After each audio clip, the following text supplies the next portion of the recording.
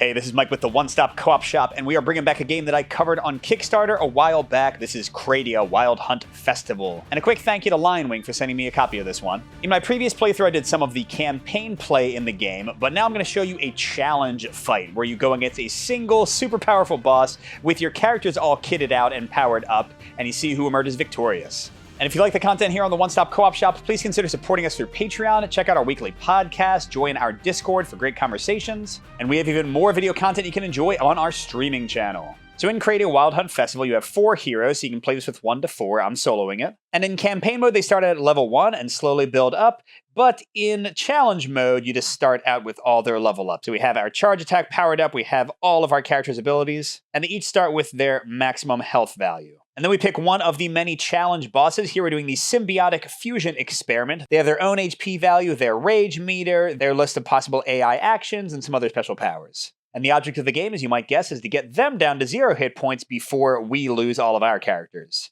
And the game goes through 5 phases. First, we resolve the battlefield phase, then each of the 4 heroes takes an action in turn order. The boss attacks with a random die roll, they increase their rage meter 1, and the next round starts with a new first player. The battlefield uses this board, and you have 3 cards, one with sun, moon, and star. And in each battlefield phase, you resolve 1 card, so here we would go on the moon space, and you keep that card out. In the next battlefield phase, you'll see which way you're going to go down. Here it would be to the star direction, and each time you're going to resolve whichever effect is indicated. And then you know where you're going to go for the 3rd round, down to the sun, and that also becomes the next card for the 4th round. So we're going to go automatically to the sun column, but we'll shuffle up the moon and the star, not be sure which way we're going to go for the other ones. So basically every 3 rounds, you go through all 3 of these, and the last card drawn becomes the first card of the next set of rounds. Then we have the hero action phase, and starting with whichever hero is first, they each take 1 action. Your action choices are taking a basic attack, which means dealing 1 damage to the boss, although as you'll see, this boss is a butthead, and he reduces all damage by 1 whenever he's in these shaded boxes at the beginning and the end. And whenever a character does a basic attack, they gain 1 mana, either red or blue, the color matching whichever space they ended up on after dealing damage, or in the case of this guy, not dealing damage. So if my first character did a basic attack, 1 damage minus 0 for his indestructible core power, and we would get 1 blue mana. Our second option is to do a charge attack, where you roll a d6. And you can either use the result rolled or any lower result that matches the odd or even value of the die. So like with a 3, I could resolve a 3 or a 1. With a 5, I could do 5, 3, 1. With a 6, I could do 6, 4, 2. And if it has a little dragon head with a minus, that's damage to the boss. If it has a little red, yellow flexing icon, that's getting mana, just like I talked about a second ago.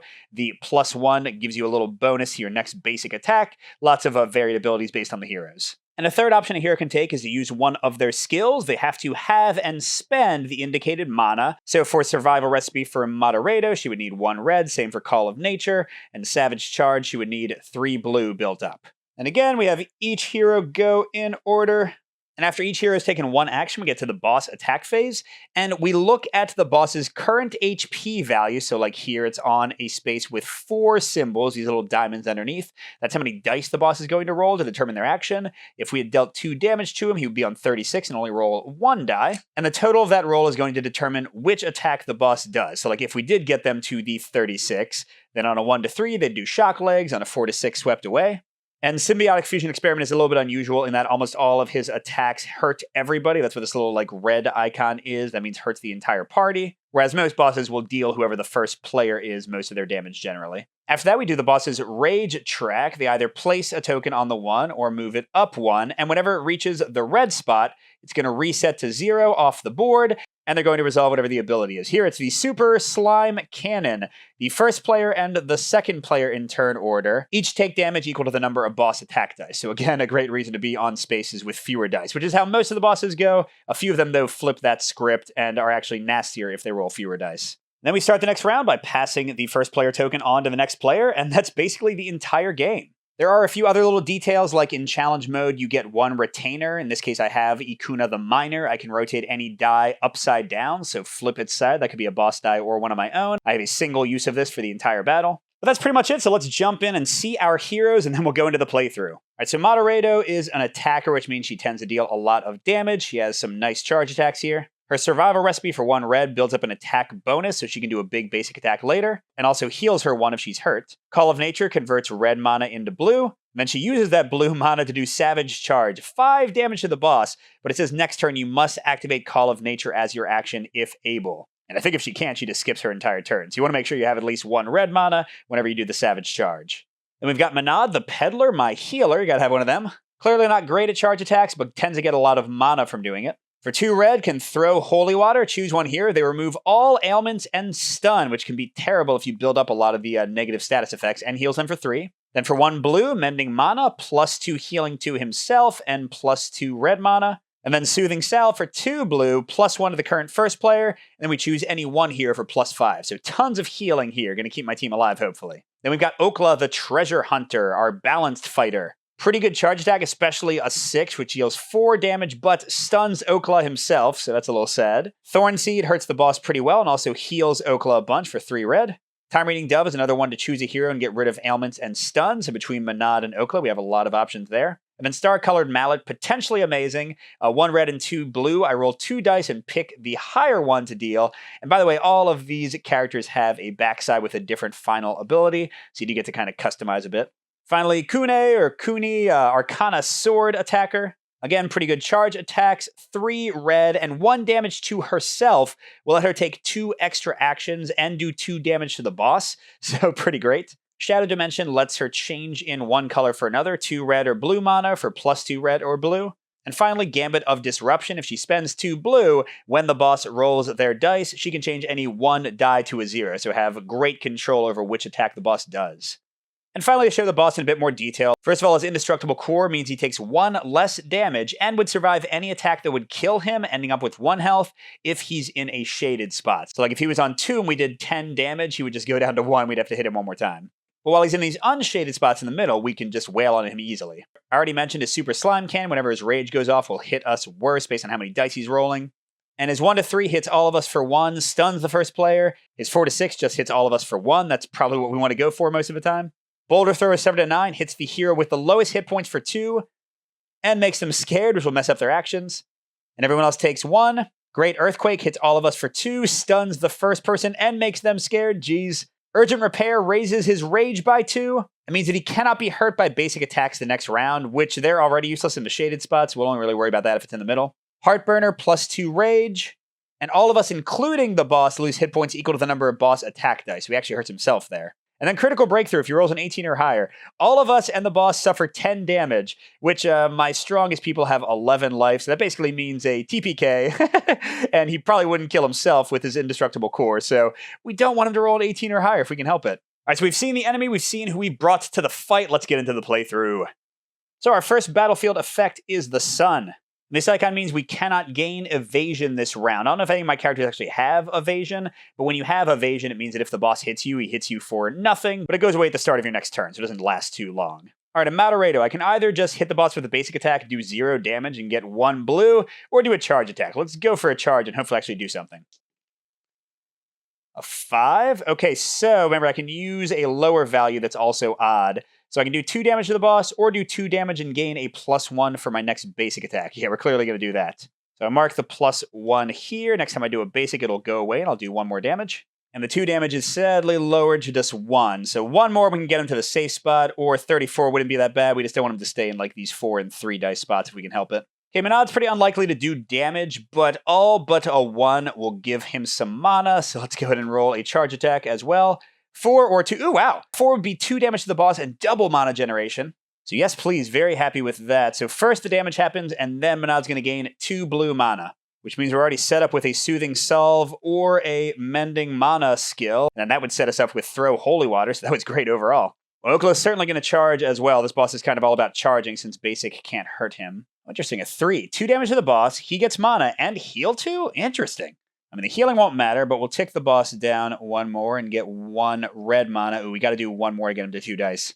And the 1 red's not going to matter too much yet, but hey, it's setting up our 2 good attacks. Come on, Kune, a 4, 5, or 6 will do some damage. Ooh, a 6. So she can't gain evasion this turn, and 3 damage I don't think I want. So I can go down to the 4 for 2 damage. Because 3 damage would skip right over the 2 dice into the 3. I don't think I want that. So yeah, I'm just going to pick the 2 dice result and not get as much for her.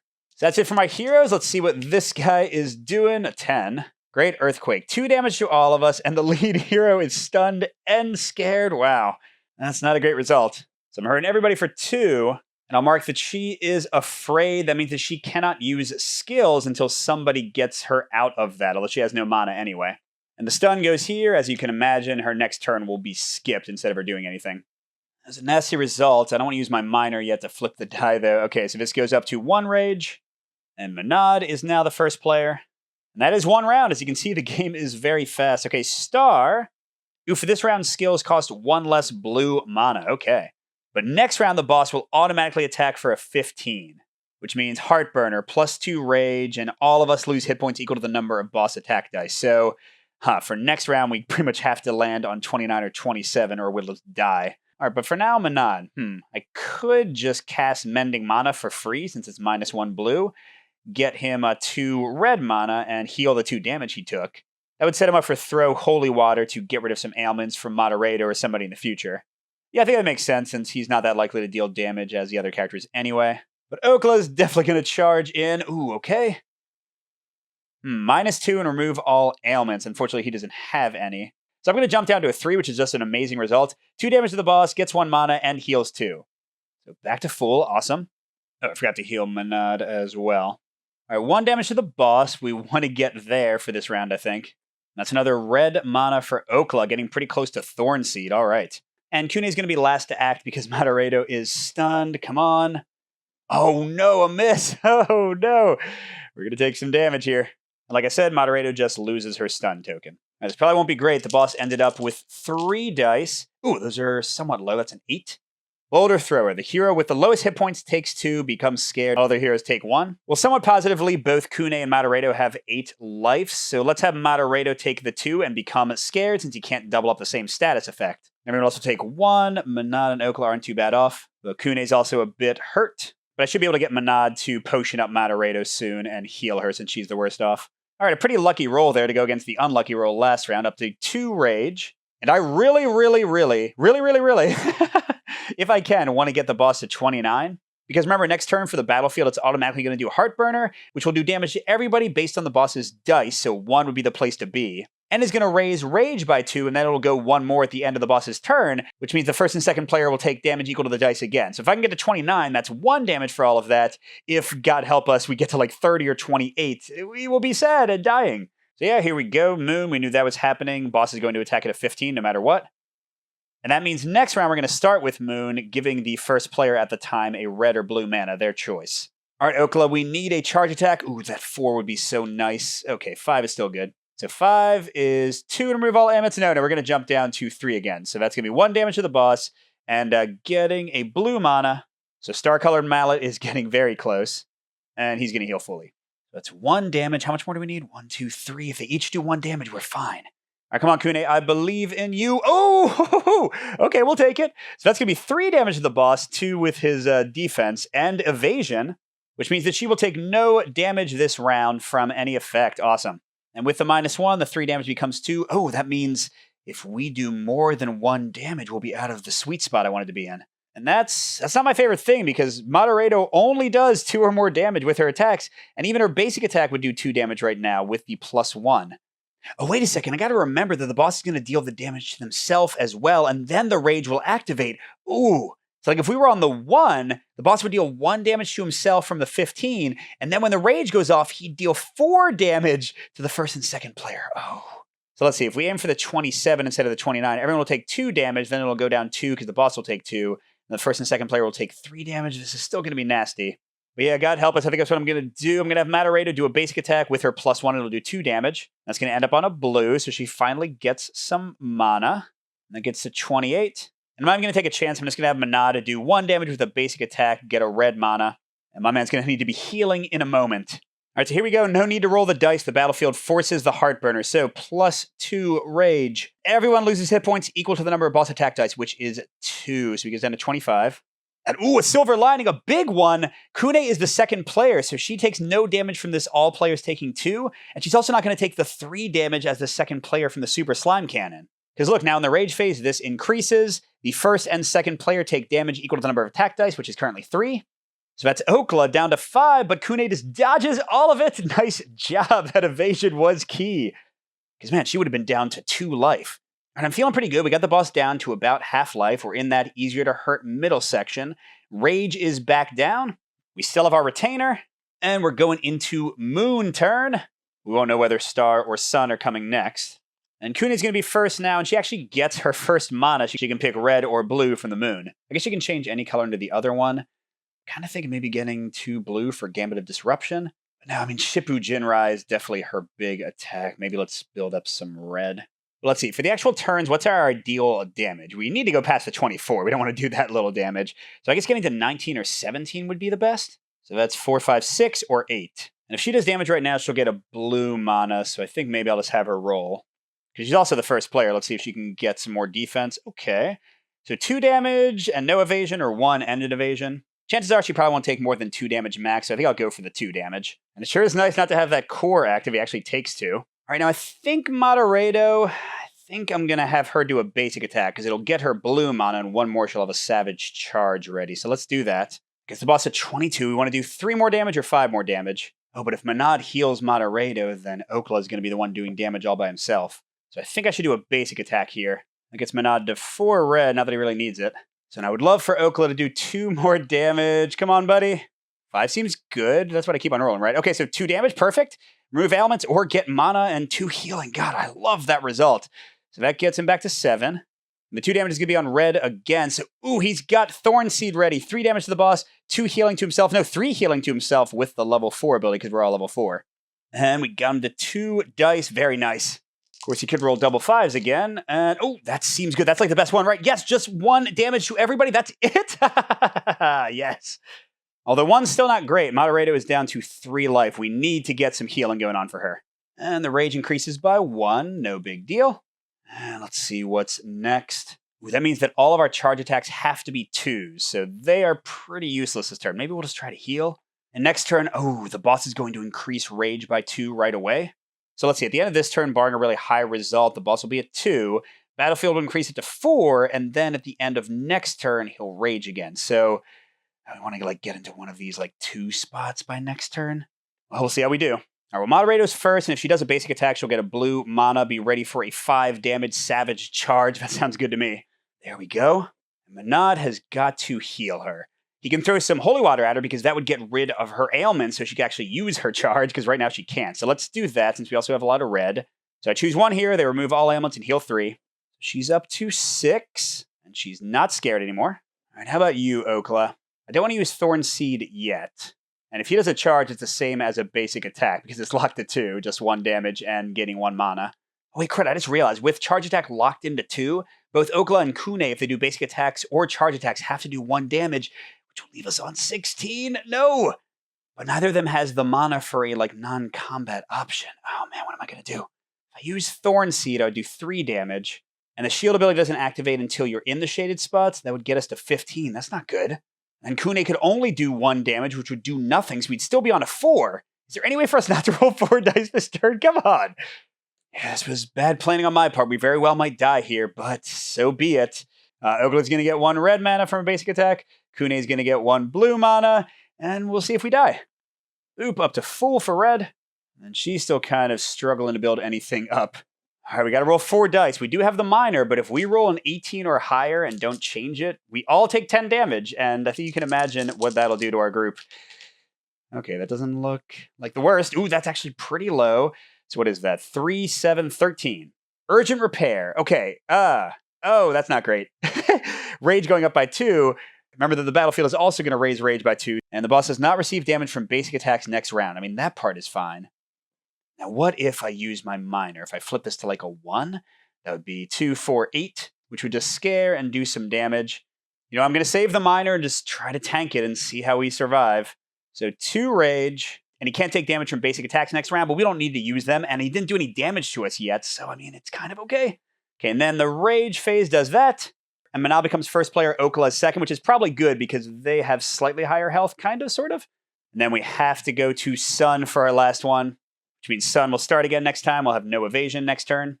But right now, 2 Rage, which immediately activates a Super Slime Cannon for 4 damage to the first and second player. Manad is down to 3. Okla is down to 2. Yikes. That's okay, that's okay. Now we can go to town, I guess, and just try to hurt this guy. Let's see. Let's look at my options real quick in case you want to go crazy. Savage Charge will do 5. Manad should probably be healing people, so I don't think he should bother attacking. Okla can do Thorn Seed, which will heal him somewhat out of danger and do 3. Kune's stuck doing a charge attack, I guess. All right, we'll see how that goes. Manad is, I think, going to do a Soothing Salve. So that heals himself 1 because he's the first player, and then I choose somebody to get +5. And I'm actually going to choose Manad again because Okla is going to heal himself, so everyone will be somewhat out of danger. All right, Okla, as planned, will do Thorn Seed, 3 damage to the boss, and +3 health. And again, the armor doesn't take effect yet, so we're at 14. All right, Kune, roll your thing. Ooh, a 6. Wait, she had 1 red. Yeah, she had 1 red. So 3 damage and evasion, yes.